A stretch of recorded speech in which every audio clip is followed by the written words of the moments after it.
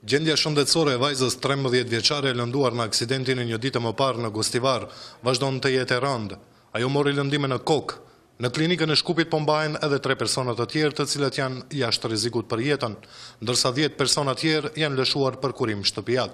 Këtu në qendrën tonë, në repartin e kirurgjisë, janë të hospitalizuar 10 persona, të cilët janë nga ndjeshja e djeshme, ndërsa 4 persona janë transportuar në klinikat e Shkupit. Mbasi është konstatuar gjendja e tyre e përmirësueshme dhe e qëndrueshme, konziliumi i mjekëve të repartit të kirurgjisë sot në mbledhjen e mëngjesit vendosi që të njëjtit të lëshohen në shtëpi me terapi adekuate dhe me këshill të dhënur për nevoja të ndryshme të konsultohen përsëri me mjekët këtu në repartin e kirurgjisë ose gjithsesi në spitalin tonë këtu të përgjithshëm. Drejtuesi i fugonit Kasam Metushi thotë se nga momenti kritik i kujtohet vetëm çasti kur ndokush i ka dalë në rrugë.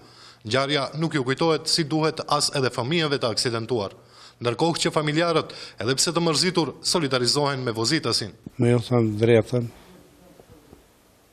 nuk mund të sqaroj gjë. Nuk kam ashtu. E kam hup pak vetë dijen, nuk jam mirë. Ajo preu rrugën dikush? Po, diçish që ashtu. Rrugët e ngushta. Na dul një qere para dhe rëzu kampi. Unë nuk më pasem veç kuram. Kranurin në shpejnë në kamët. Unë këmë lëndime në kam dhe në gjikë, në kranur. Ndodhe në krivin. Edhe ati qërja pro rrugën dhe u fukën. Me kambi, edhe më pastaj më u vedia. Logari, s'ka të është të buë njëri. Se këtë e kom gjarë, lejtë e kom cocën e lejtë në Shkup si o maron, ka zëmat i mund njëri që të të vrasë e fëmjen. Nga sektori punëve të brendshme i Gostivarit, thanë se deri tek aksidenti ka ardhur nga shpejtësia jo adekuate për atë rrugë.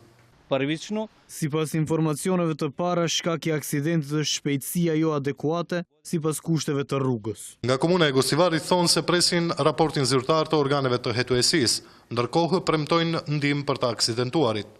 Pasi që të vi vendimi i prerë nga organet kompetente, ne si komunë do të shohim rastin dhe do veprojmë në bazë të ligjit. Fugoni ka qenë i angazhuar nga komuna e Gostivarit për transportin e nxënësve, por nuk dihet se si në ato fugon janë gjetur edhe 2 persona të moshës 70 vjeçare, të cilët gjithashtu gjenden për kurim në klinikën e Shkupit.